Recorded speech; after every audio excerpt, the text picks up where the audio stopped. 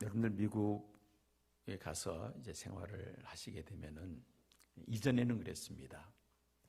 감기 들려서 기침을 콜록콜록 하면은 옆에 있는 사람들이 뭐라 말을 합니다. 무슨 말을 하느냐? 예전에는 기침을 하면 주변 사람들이 bless you라고 했습니다. bless you, God bless you라는 말이죠. 하나님께서 당신에게 축복해 주셔서 감기가 빨리 낫게 되기를 원합니다. 이걸 줄여가지고 bless you라 그랬어요. 사방에서 bless you, bless you, bless you. 그러면서 이제 격려가 됩니다. 근데 얼마 전에 신문을 봤더니만은 미국의 어느 천주교회에서 이제 미사를 드리는데 그 앉은 신도 가운데 한 사람이 기침을 콜록콜록 하니까 뭐라고 주변 사람들이 이야기를 하느냐? 오 마이 갓라고 하더라는 겁니다. 하나님 맙소사. 그러면서 막 눈을 째려보고 경계의 눈치로 막 쳐다보더라는 겁니다. 야, 시대가 이렇게 많이 바뀌어진 것 같아요. 이전에는 감기 걸려서 콜록콜록 하면 뭐라 그랬다고요? bless you, bless you 이렇게 했는데 지금은 오 마이 갓. 코로나19 바이러스로 벌써 이 세상이 이렇게 많이 지금 바뀌고 있다는 이야기입니다. 미국은 코로나19 환자가 급증하면서 엊그저께 미국의 가장 큰 3대 도시인 뉴욕과 로스앤젤레스 그리고 샌프란시스코 이 도시들을 다 폐쇄 명령을 내렸습니다. 캘리포니아주와 뉴욕주 등 5개 주 7,500만 명의 주민들에 대해서 외출을 금지하는 자택 대피령을 내렸습니다. 그만큼 심각한 상태라는 것이죠. 유럽도 지금 코로나19로 인해서 초비상이 걸렸습니다. 여러분 잘 아시다시피 유럽에서 이 코로나19가 가장 많이 확산된 나라가 어느 나라죠? 이탈리아입니다. 이탈리아가 엊그저께 사망자가 하루에 427명이 발생했다고 합니다. 그동안에 이 코로나19로 해서 이탈리아에서 사망한 사람들이 3,405명으로 중국보다 더 숫자가 앞섰다는 그런 발표가 있었죠.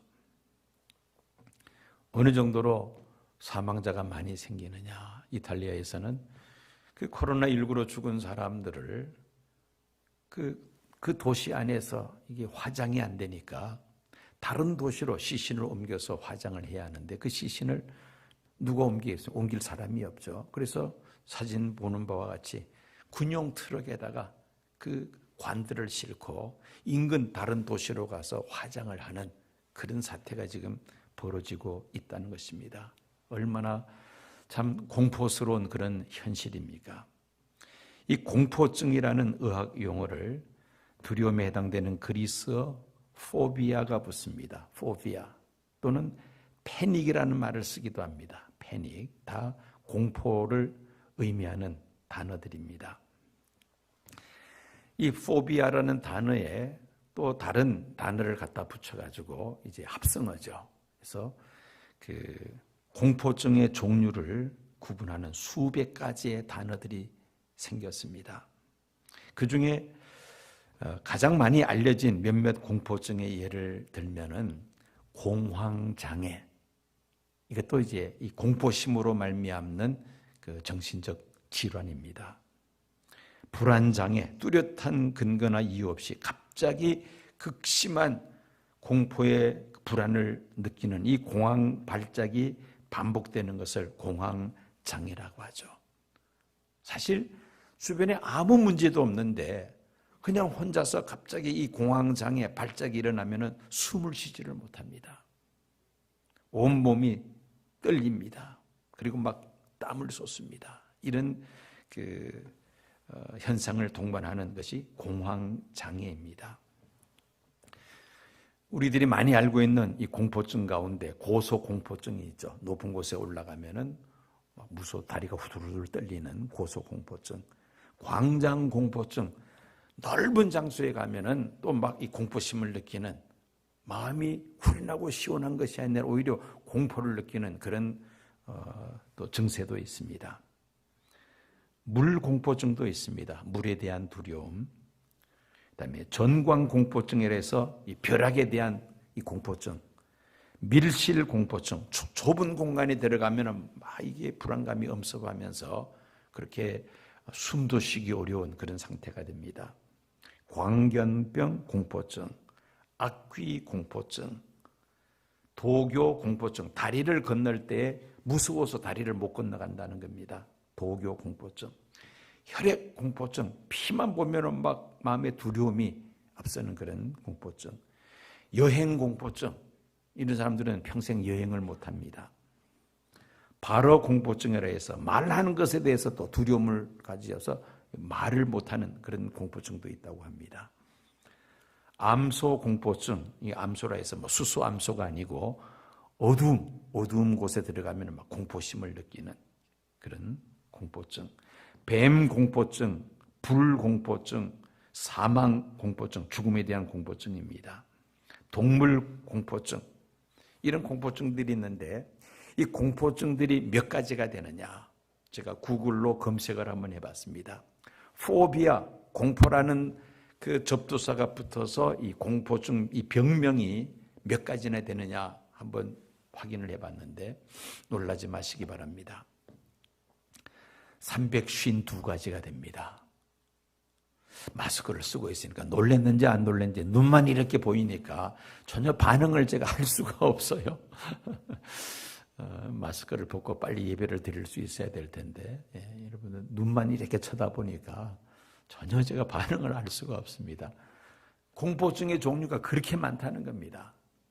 352가지나 된다고요. 사람들이 이 공포증 때문에 시달리는 그런 일들이 이렇게 많다는 겁니다. 불안해하고 두려워하고 공포심을 느끼는 그런 일들이 생활 속에서 이렇게 많다는 거죠. 제2차 세계대전이 종전된 후에 미국의 한 신문사에서 통계를 발표했는데, 그 2차 세계대전에서 미군들이 전장터에 나가서 전사한 사람들이 35만 명 가까이 되는데, 그런데 그 전사한 군인들 또는 전쟁터에 남편이나 아들을 전쟁터에 보낸 아내나 또 부모들,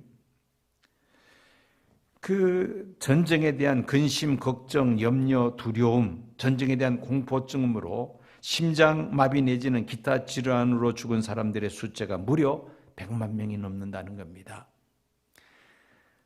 전쟁터에 들어가서 전사한 사람들의 그 병사들의 숫자보다 그들의 가족이 전쟁터로 떠나보낸 아들과 남편들에 대한 걱정과 염려 때문에 죽은 사람들의 숫자가 3배나 넘는다는 겁니다. 이게 바로 두려움, 공포심입니다.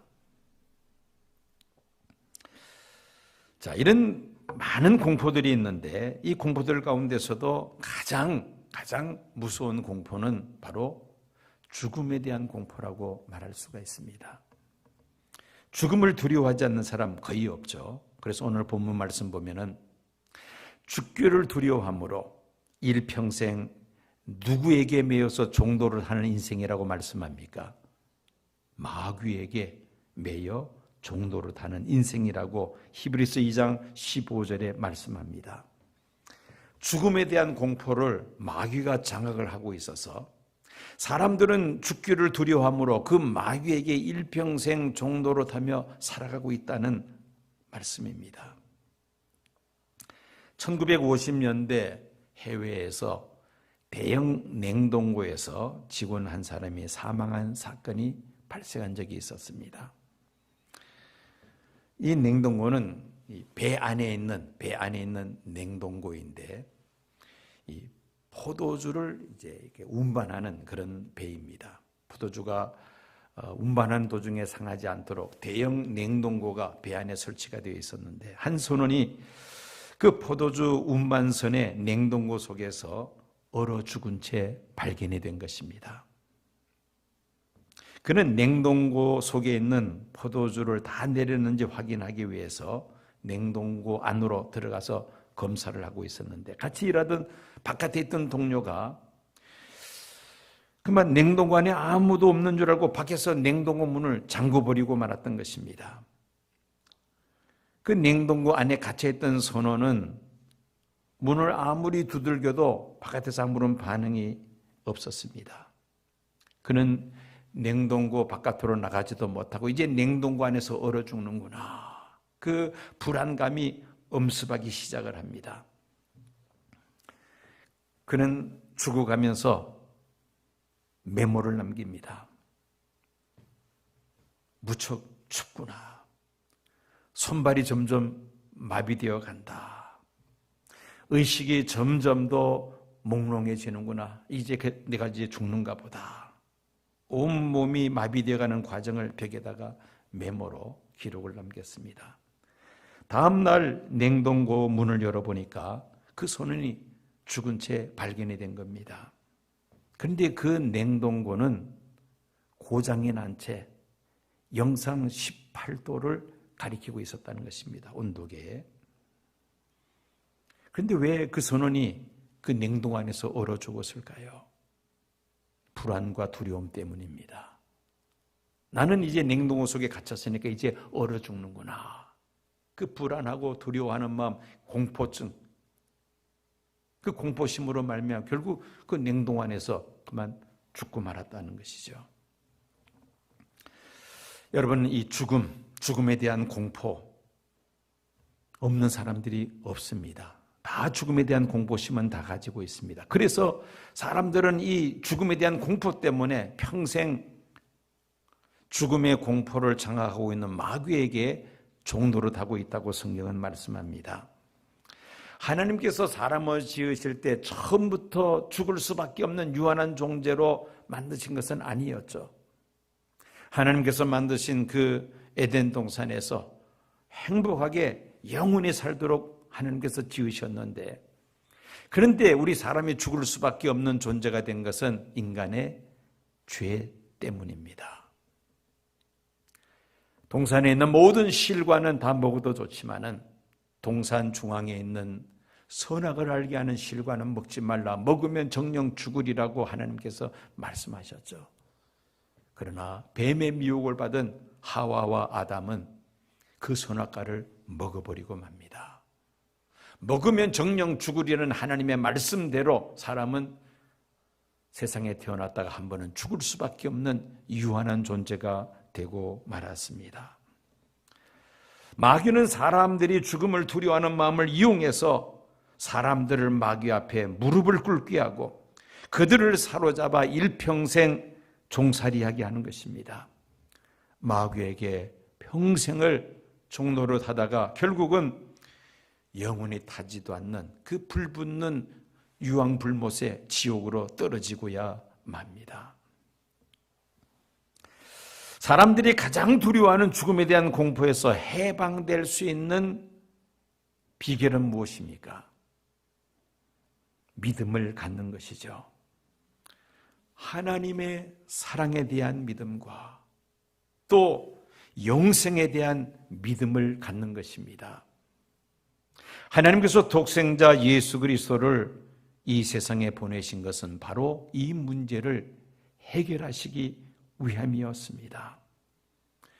죽기를 두려워함으로 마귀에게 일평생 매여 종노를 하는 인생들을 마귀에서 해방시키시고 구원하시기 위하여 독생자 예수님을 이 세상에 보내신 것입니다. 예수님은 우리를 이 죽음의 공포에서 구원하시기 위하여 십자가에 달려 죽으십니다. 이 죽음에 대한 공포에 대해서 다시 설명을 한다면은 인간은 죄 때문에 죽을 수밖에 없는 존재가 되었고 죽음에 대한 공포로 인해 사람들은 일평생 마귀에게 종노를 하면서 세상을 살아가고 있다는 말입니다. 결국 이 죽음의 공포의 원인은 바로 인간의 죄에서 비롯되는 것이라는 말이죠. 역으로 표현한다면 이 죽음의 공포에서 자유함을 얻기를 원한다면 죄 문제가 해결이 되어야만 합니다. 어떻게 하면 이 죄 문제를 해결할 수 있습니까? 어떻게 하면 이 죽음의 공포에서 우리가 자유함을 얻을 수가 있습니까? 현대인들이 가장 소중히 여기는 것이 뭐니 해도 뭐죠? 머니입니다. 돈입니다. 돈. 자, 이 가장 소중히 여기는 돈 가지고서도 우리의 죄 문제는 해결할 수 없습니다. 돈을 얼마나 하나님 앞에 많이 드리면 하나님께서 우리의 죄를 용서해 주실 수가 있겠습니까? 하나님 보실 때 인간이 가지고 있는 돈은 그야말로 티끌과 같은 것이죠.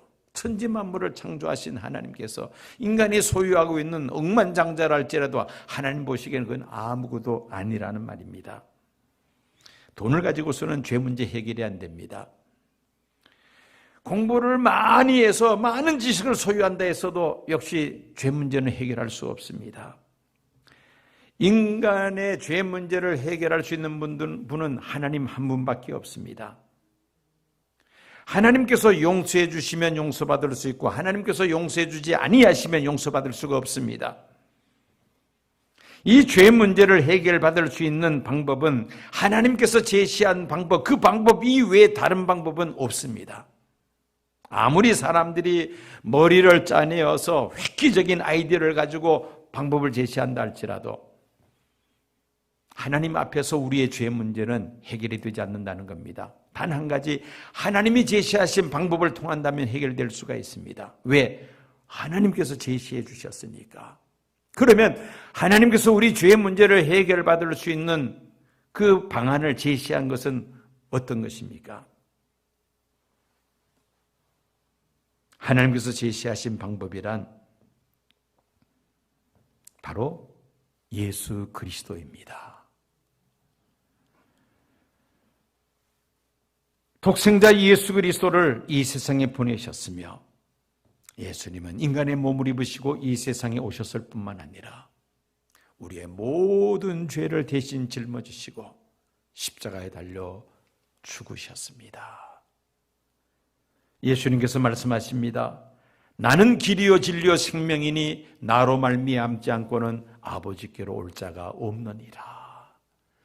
누구든지 자신의 죄를 하나님 앞에 회개하고 예수님을 하나님의 아들이요 나의 구세주로 영접하면 하나님은 우리의 모든 죄를 다 용서하시고 하나님께로 나아갈 수 있는 길을 활짝 열어주시는 줄로 믿습니다. 이것이 바로 우리의 죄 문제를 해결할 수 있는 하나님이 제시하신 유일한 방법이요, 죽음의 공포에서 벗어날 수 있는 유일한 방법이라는 말씀입니다.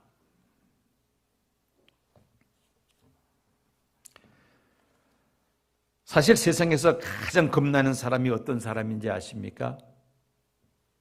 죽음을 두려워하지 않는 사람. 이 세상이 가장 겁나는 사람입니다. 여러분들 만약에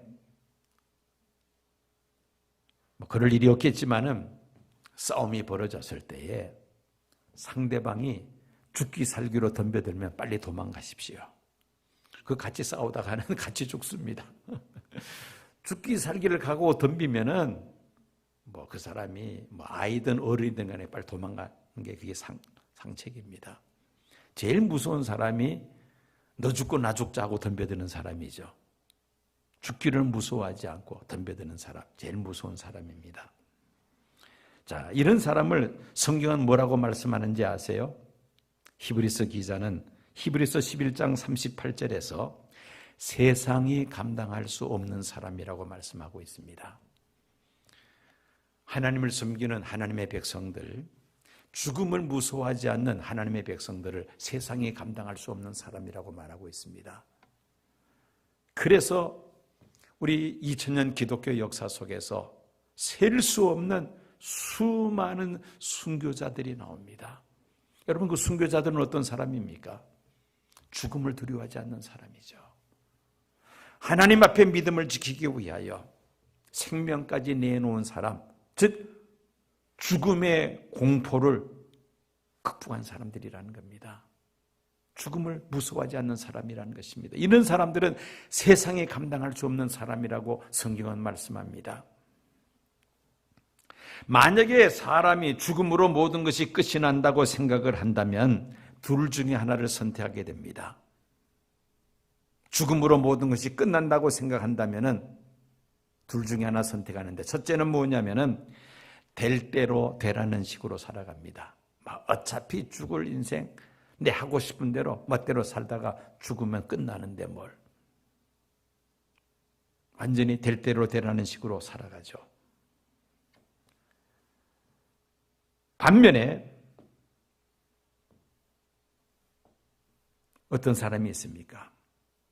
죽음을 두려워하여 마지막 순간까지 죽지 아니하려고 몸부림치는 사람들이 있습니다. 그런데 몸부림친다고 안 죽습니까? 결국은 죽죠. 죽을 수밖에 없습니다. 사람은 죽음으로 모든 것이 끝이 나는 것이 아닙니다. 죽음은 영생으로 이어지는 하나의 터널과 같은 것이죠. 물론 터널에 들어가기 전에는 그 어둠에 대한 두려움, 불안감 다 가질 수가 있습니다. 그렇지만 그 죽음의 터널을 통과하면 성도들에게는 하나님께서 예비하신 영원한 하나님 나라가 있는 줄로 믿습니다. 영원한 하나님 나라에 들어가게 된다는 것이죠. 이 하나님 나라에 들어갈 소망이 있는 자들은 결코 죽음을 두려워하지 않습니다. 예수님을 믿는 믿음 때문에 여러 가지 고난과 핍박과 환난이 다가온다 할지라도 믿음을 지킵니다. 굴복하지 않습니다. 심지어 하나밖에 없는 생명을 내어놓고 하나님 앞에 믿음을 지킵니다. 왜냐하면 죽음 이후에 영생의 소망을 확신하기 때문입니다. 우리 찬송가 한 장 불러볼까요? 412장 내 영혼이 은총 입어 중한 죄짐 벗고 보니, 천국을 향한 소망을 갖게 하는 그러한 찬송입니다. 438장 부르시겠습니다.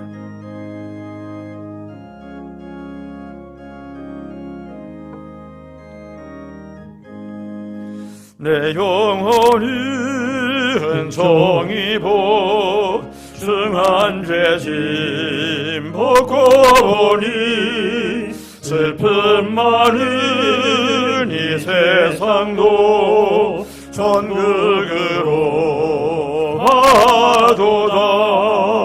할렐루야 찬양하세.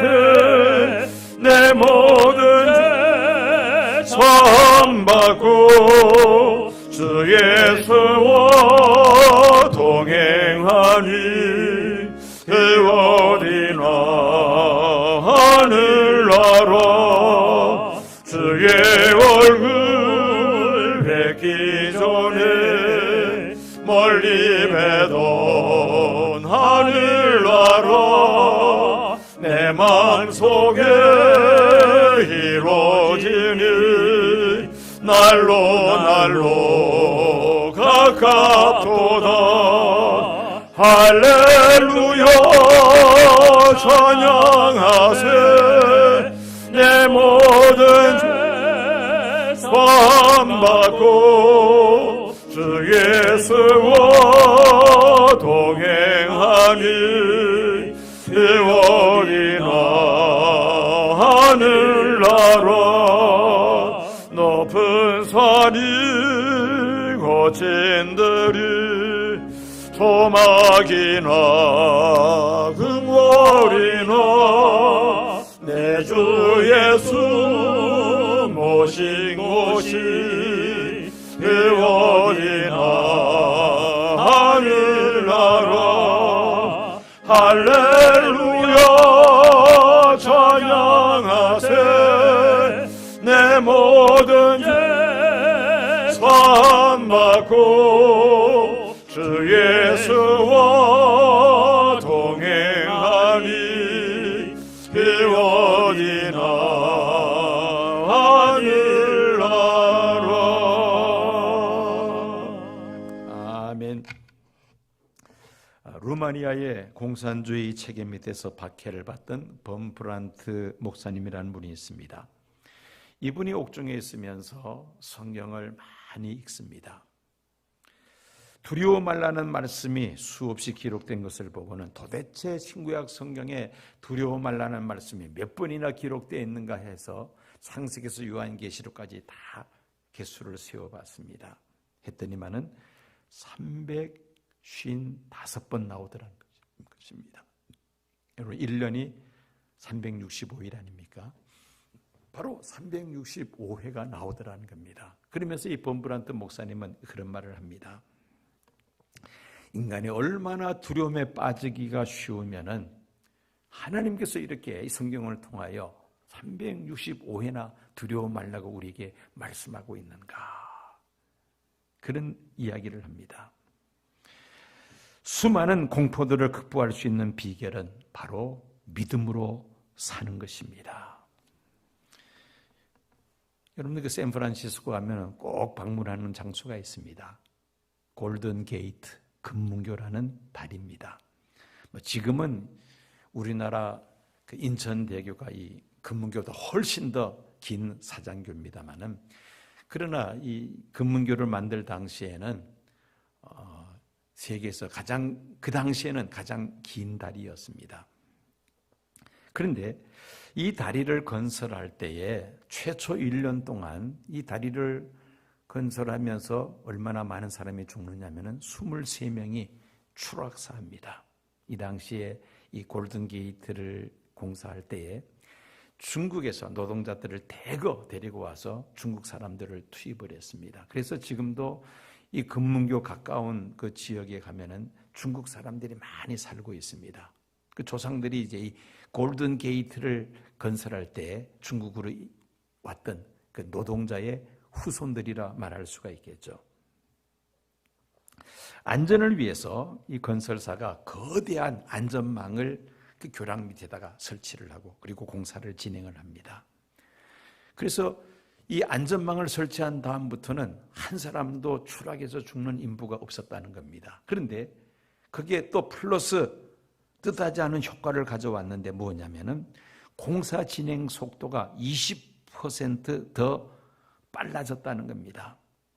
이유는 추락한다 하더라도 나는 죽지 않는다, 안전망 때문에 죽지 않는다는 그런 안도감 때문에 그 인부들이 공사하는 속도가 더 빨라지더라는 것입니다. 작업 능률이 올랐다는 것이죠. 안전망을 설치하지 않았을 때는 두려움이 그들의 마음을 압박했기 때문에 조심조심 하다 보니까 공사 진척 속도가 느렸다는 것입니다. 여러분, 서울 잠실에 있는 롯데타워, 우리나라에서 제일 높은 빌딩이죠. 이 건물은 철골 구조물, 즉 H빔으로서 이제 건물의 골조를 만들고 그다음에 모든 것을 이렇게 붙여나가는 그런 그 공법으로 세운 빌딩입니다. 이 일을 이제 그 H빔을 조립해 나가는 그런 그 인부들, 기술자들 수십 메다, 수백 메다 올라가서 그 H빔들을 다 이렇게 조립을 합니다. 끼워 맞추는 작업을 합니다. 그 공사를 하고 있는 기술자에게 현장을 방문한 사람이 무섭지 않느냐고 묻습니다. 그랬더니만 이 기술자가 하는 말이 사람인지라 왜 무서움이 없겠습니까? 그렇지만은 우리에게는 단지 하나 비결이 있습니다. 그 비결이 무엇이냐면은 그 H빔을 조립할 때에 아래를 내려다보지 않는다는 겁니다. 아래를 내려다보죠. 아래를 내려다보면은 뭐 새까맣죠. 그야말로 다리가 후두루를 떨릴 수밖에 없어요. 그래서 아래를 내려다보지 않는다는 겁니다. 그렇습니다. 인간이라면 누구나 높은 곳에서 아래를 내려보는 순간 현기증이나 비틀거릴 수밖에 없을 것입니다. 그러나 위로 하늘을 쳐다보면서 작업을 한다면은 지상에서 일하는 것과 별반 다를 바 없이 정상적으로 일을 잘할 수 있는 것이죠. 우리는 세상에 살면서 미래에 대한 불확실성과 쉼없이 다가오는 여러 가지의 어려운 일들 인하여 불안과 두려움과 공포에 쌓여 있을 때가 참 많습니다. 이 수많은 공포들 가운데서도 가장 큰 것이 바로 죽음에 대한 공포입니다. 그러나 우리 그리스도인들은 죽음을 두려워하지 않습니다. 왜? 예수 믿는 성도들은 죽음 이후에 영원한 하나님 나라가 준비되어 있음을 확신하기 때문입니다. 영생은 하나님의 아들 예수 그리스도를 구주로 믿는 자들에게 주어집니다. 이 믿음을 가지고 사는 성도들은 이 죽음의 공포를 넉넉히 극복하게 되는 줄로 믿습니다. 이탈리아 고등학교 도메니코 스칼라체 교장이 학생들에게 보낸 메시지 가운데 이런 글이 있습니다. 사회생활이나 인간관계를 오염시키는 것이야말로 코로나19가 가져오는 최대 위협이다. 다시 한번 읽겠습니다. 사회생활이나 인간의 관계를 오염시키는 것이야말로 코로나19가 가져오는 최대의 위협이다. 학생들에게 이런 문자를 이 교장 선생님이 보냈다는 겁니다. 그러면서 이 교장 선생님은 어떤 사건을 예를 인용을 하느냐면은 과거 그 유럽에 중세기 유럽에 닥쳤던 그 흑사병 페스트를 예를 들고 있습니다. 그 당시 이탈리아의 밀라노에도 이 흑사병의 공포가 덮쳤는데 외국인에 대한 공포와 유언비어 터무니없는 치료법이 퍼지는 현재 모습이 지난 14기 페스트로 대혼란을 겪었던 이탈리아 모습과 다르지 않다라고 그는 말을 합니다. 눈에 보이지 않는 적인 감염병으로부터 위협을 받으면 주변에 있는 사람들에 대해서도 잠재적 침략자로 간주해버릴 그런 위험이 있다는 것입니다. 14세기 유럽에서 이 흑사병이 맹위를 떨칠 때에 유럽 사람 인구의 3분의 1 가까이가 이 흑사병으로 죽었다는 그런 기록이 있습니다. 그런데 이 흑사병의 원인을 사람들이 이야기할 때에 쥐 외에도 기독교가 지목되기도 하고 점성술사가 지목되기도 하고 또 유태인들을 지목하기도 했습니다. 당시 유태인들은 부유한 사람이 많아서 흑사병을 예방할 수 있어서 희생자가 적었습니다. 그것이 일찍 종교적 갈등을 격화시켜서 흑사병은 유태인 때문이다.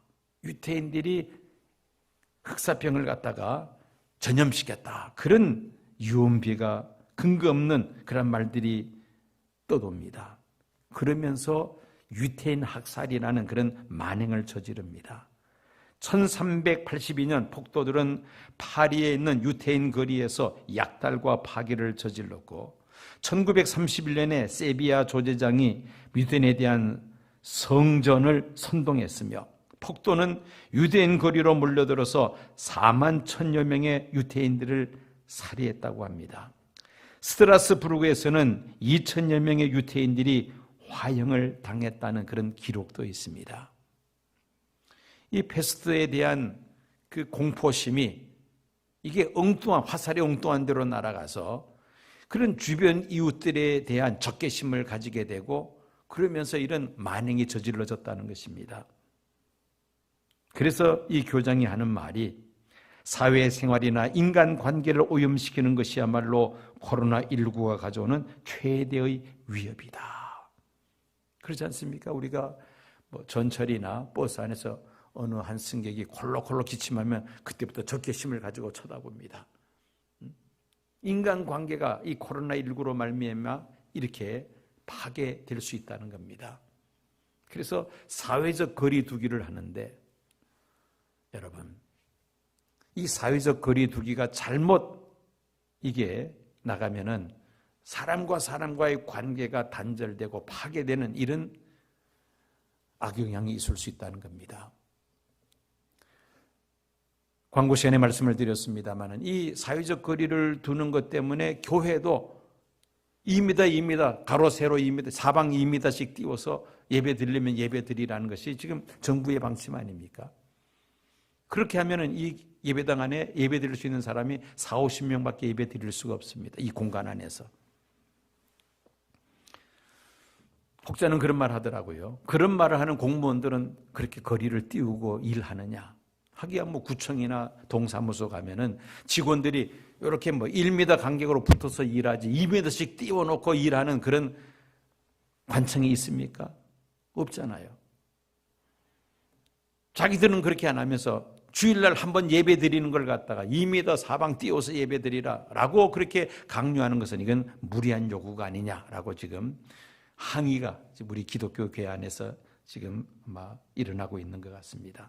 어쨌든 이런 사회적 거리 두기로 인해서 예배당에서 지금 우리 예배를 못 드리고 생중계로 지금 예배를 드리고 있습니다. 그런데 이 사회적 거리보다 더 무서운 게 무엇입니까? 영적 거리를 두는 겁니다.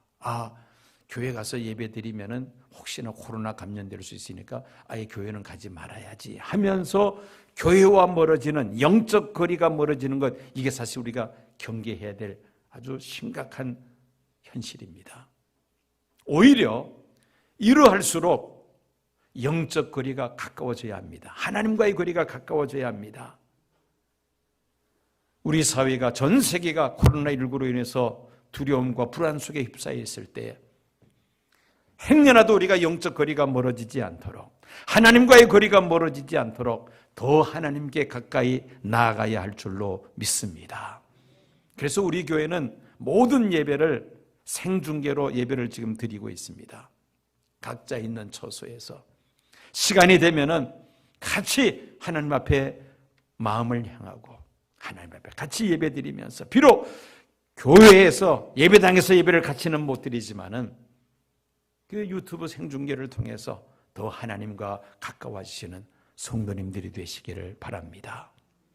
영생의 소망을 가지고 죽음의 공포를 이길 뿐 아니라 오늘의 이 어려운 현실을 잘 헤쳐나갈 수 있는 믿음의 사람들 되시기를 축원합니다.